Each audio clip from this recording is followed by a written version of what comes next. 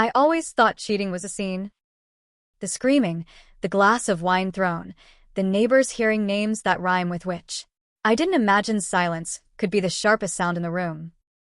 I'm Lila, 29, senior account executive at a marketing firm that calls everything deliverables, including feelings.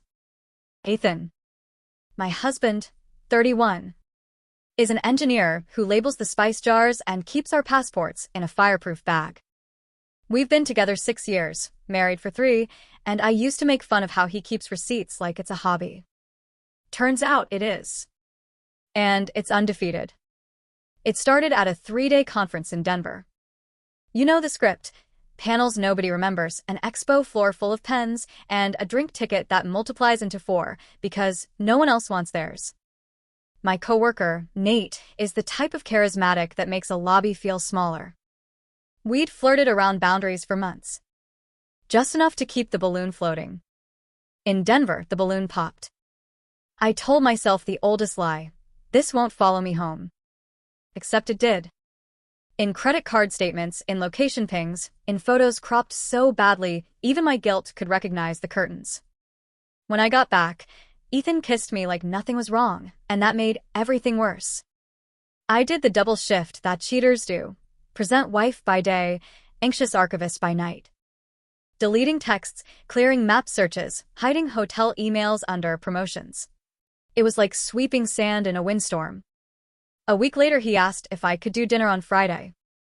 It's a get-dressed dinner, he said, with that slow smile that usually means oysters and a late movie. He made the reservation at a place we go for anniversaries we're not rich enough to celebrate yet. He looked beautiful.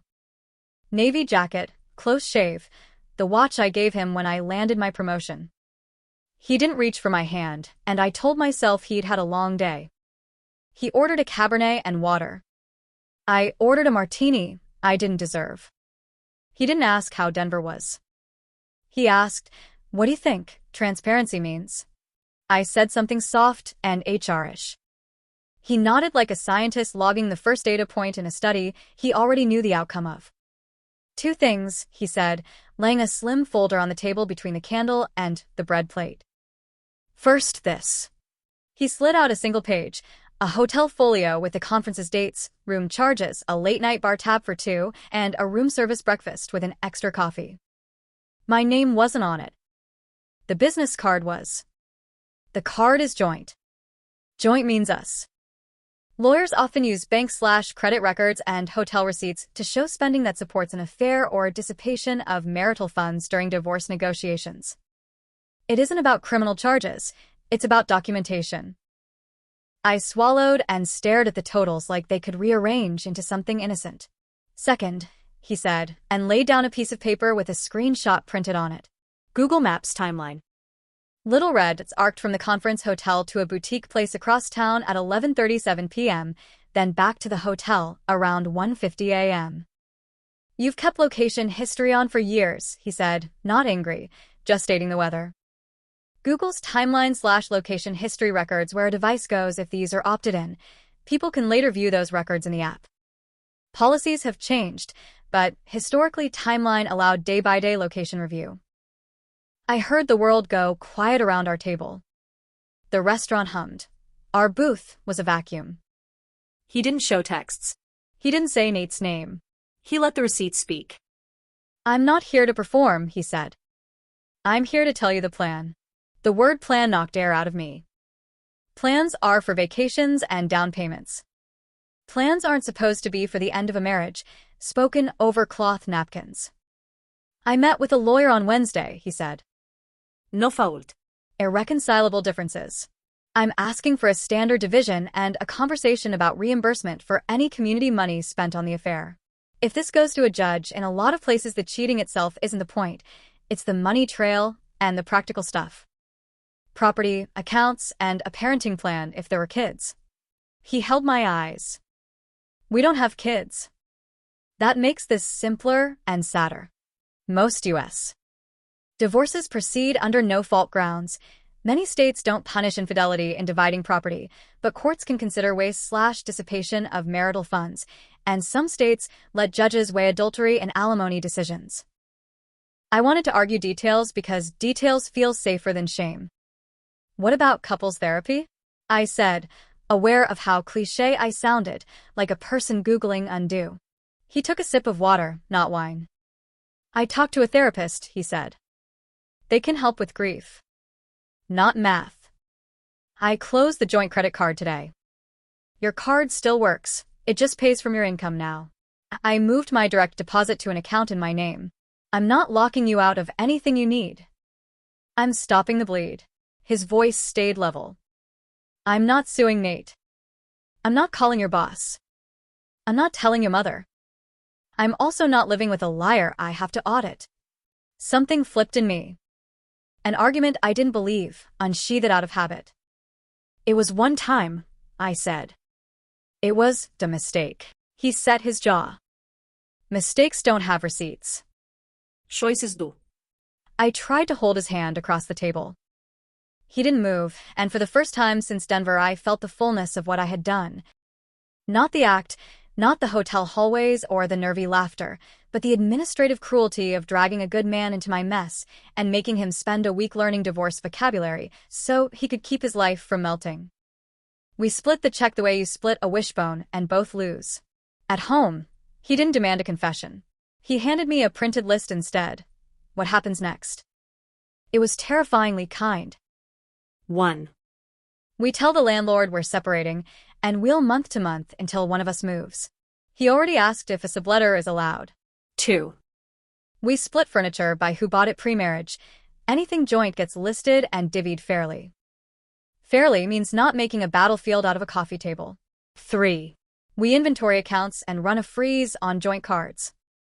He already screenshot our balances so no one gets creative. 4. We keep it quiet at work. No one gets weaponized, he said. We're not that couple. 5. We don't lock each other out.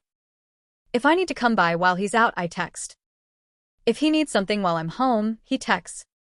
If tension spikes, we schedule a civil standby. That thing where a police officer keeps the peace while one person retrieves belongings. Police civil standby is a real, mundane tool to avoid confrontations while someone gets property. It's about safety, not guilt. He slept in the guest room. I lay awake in our bed and tried to bargain with a ceiling fan. In the morning, he placed an envelope by my coffee. Inside was a copy of the filing draft. Names, dates, the bland mercy of irreconcilable differences. No monster language. No Exhibit A slideshow. The only addendum referenced reimbursement. Any hotel, dining, or travel charges that were obviously me playing house with someone else would be tallied and negotiated back to the community pot. If I didn't agree, a judge could consider it. In many places, that's the lever the law provides, not an fair punishment, but an accounting. Family law guides note judges can consider adultery-related spending as dissipation when dividing property or awarding a slightly disproportionate share. It's fact-specific, not automatic. He looked so tired. I wanted to make a big gesture, to promise more than I could. Instead, I nodded at the paper, like it was the weather again. Okay, I said. The word felt like a bridge and a sentence. I told Nate the next day that I told my husband. Well, he had told me with receipts, and that there was no later. Nate sent a paragraph about chemistry, and what if we explore this honestly? Honesty is a funny word in a mouth like his. I blocked his number and deleted Denver's emails like I was clearing a crime scene. The house became a choreography of silence. We cooked at different times and left the flame-colored Dutch oven on the stove like a neutral zone. We texted about logistics and bills. Every day, Ethan felt farther away and more decent, which is the worst combination a heart can hold. My sister said I should fight for the marriage. Fight what? Evidence? A man who doesn't want to humiliate me, only to unhook himself from a life I dimmed with secrecy? We met at a mediator's office 2 weeks later because our lawyers said it was cheaper than lighting money on fire to prove we're stubborn. The mediator was a woman in her 50s with the calm of someone who's seen every version of this. She made us talk about pots and pans, which felt cruel and also perfect. Somewhere between you take the plants and I'll keep the vacuum, I felt a wave of grief, so strong, I pressed my nails into my palm to stay tethered. When it came to reimbursement, we printed the card statements and highlighted only the charges tied to Denver. I offered to repay those to the joint account over 6 months, separate from the property split. Ethan nodded. He didn't gloat. He didn't say, "I told you so." He accepted math. We signed the mediated settlement a week later. It used no-fault words and exact numbers and left out every adjective we'd used in our ugliest hour. The day the decree came in the mail, he texted, "It's official. I'll be by Thursday to grab the last of my tools. Do you want the toaster?" I stared at the screen and cried over a toaster like it was a tiny coffin. Here's what I wish someone had told me before I chose a hotel hallway over my husband. Cheating isn't a secret you keep, it's a spreadsheet someone else will build. If you're lucky, that someone won't ruin you. He'll just choose himself. Ethan didn't torch my life. He didn't publish texts or call my mother or bang on my boss's door. He took the folder to dinner, put the receipts on the table, and let me look at the three-dimensional shape of my choices. Then he walked himself out of the life I made unsafe for him. He started running longer. I started therapy that isn't about winning him back so much as understanding why I set fires and call them candles. When I think of his face at that dinner, I don't see anger.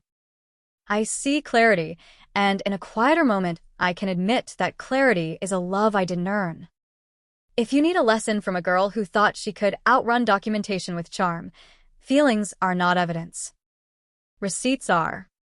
No fault doesn't mean no consequences. It means the law won't scream. It will count. Host remark/outro. Thanks for watching. She thought Denver would stay in Denver. He didn't yell, he documented. Hotel Folio, location history. And chose a no-fault path, asking only for math, closing joint cards, separating finances, and negotiating reimbursement for affair spending. In many states, courts don't punish adultery but can consider dissipation of marital funds and, in some states, adultery as one factor in alimony. The receipts matter more than the drama. She loses the marriage. He keeps his dignity and future. If you like this story, please subscribe for more. See y'all tomorrow.